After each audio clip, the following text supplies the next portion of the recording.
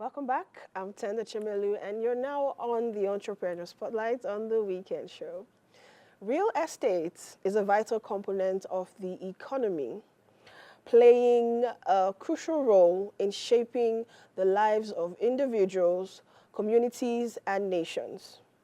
It goes beyond physical properties such as houses, apartments, and commercial buildings to estates, landed property, and so on.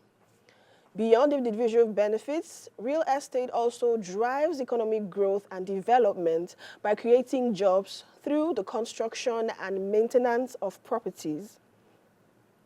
The global real estate market is estimated to reach a value of $654 trillion by the end of 2025, with China topping the charts as the world's largest real estate market, contributing about 21% of the global real estate value. Today on the Spotlight, we have the CEO of Novaric Homes, Mr. Noah Ibrahim. Good morning, Mr. Noah. You're welcome to the Spotlight. Yeah, good morning. Thank you for having me.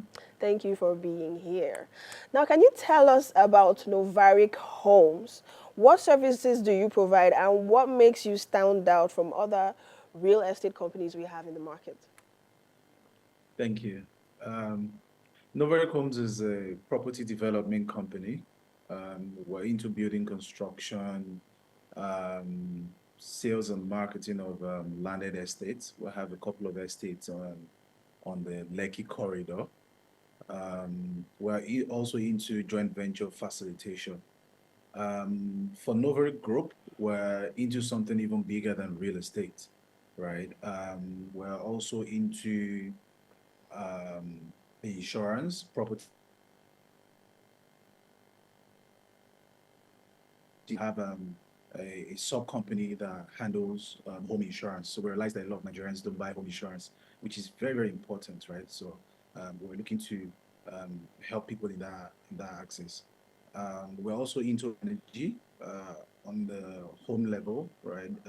Solar power, renewable energy, basically, to see how people can spend less on energy, right? Further driving down their daily costs. So in general, Novaric Homes is a company that is looking to improve the experience between people and their property. Interesting. Now, you mentioned something about having some property, some estates in Lekki, Lagos.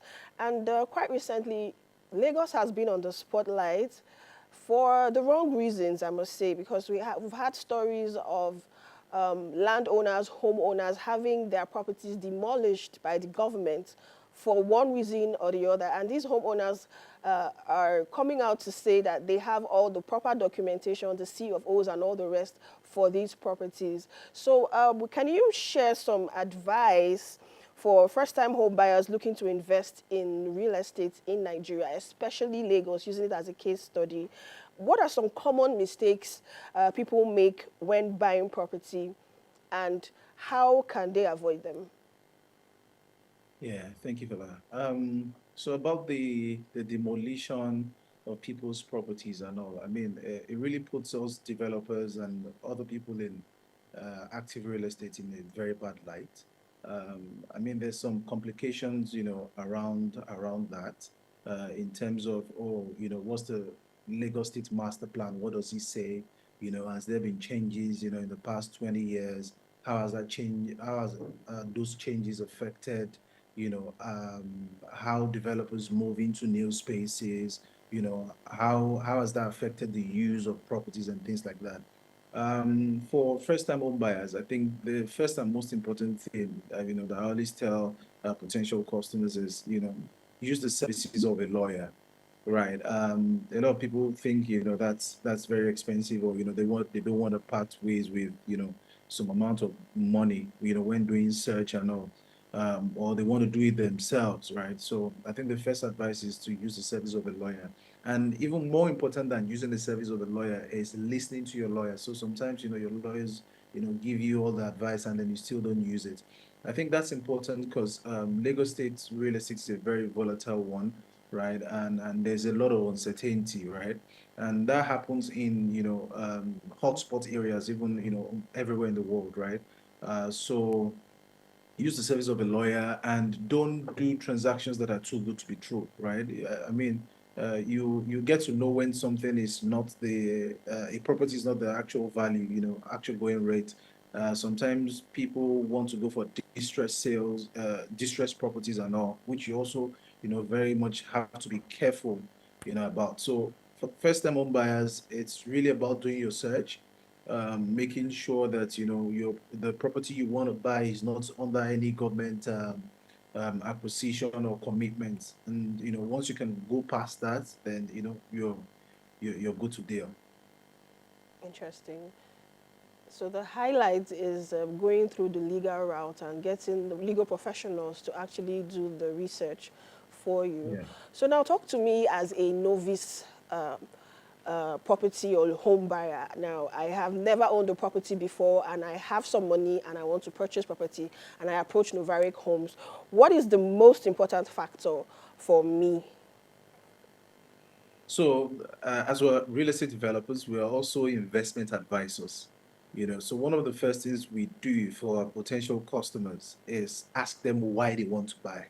A lot of people buy property they don't need, or buy different types of property that doesn't actually meet what they're actually looking for. So, for you as a first-time home buyer, the first question I'm going to ask you is, why are you looking to buy property?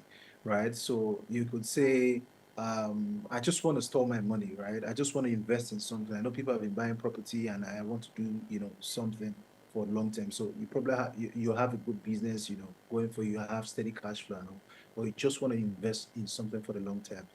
So we can propose, depending on your budget, right? So we can propose, okay, you know what, buy land in, say, an Ibejuleki and a Shangotedo, or somewhere on the mainland too as well, right? Why? Because you're looking for long-term capital appreciation, right? You want to put 5 million into something, and in another 6 7 years or 10 years down the line, you're talking 100 200 million. Yeah. So depending on the use. So the first question is, why do you want to buy? Oh, I want to buy for cash flow. I mean, I have this money. Um, I need steady income and all. So Yeah, depending on your budget. thank you so much. Thank you so much, Mr. Irema. I think we get the gist now. But Okay. unfortunately, we're running out of time, so this is where we have to draw the curtains. Thank you so much for coming on the Entrepreneur Spotlight, and we hope to see more of you on subsequent episodes. Yeah, thank you. All Thank you. right. There you have it, people. Mr. Noah Ibrahim, CEO of Novaric Homes. If you have any other inquiries or questions, be sure to reach him on Instagram at Noah Ibrahim Official. If you have any questions, if you're interested in purchasing properties or the likes.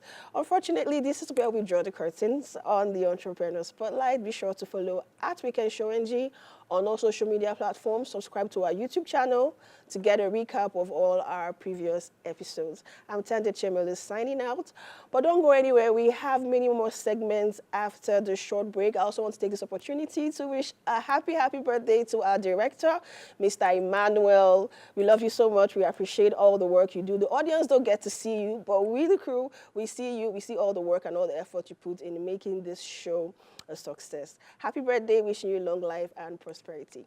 Stay tuned to The Weekend Show.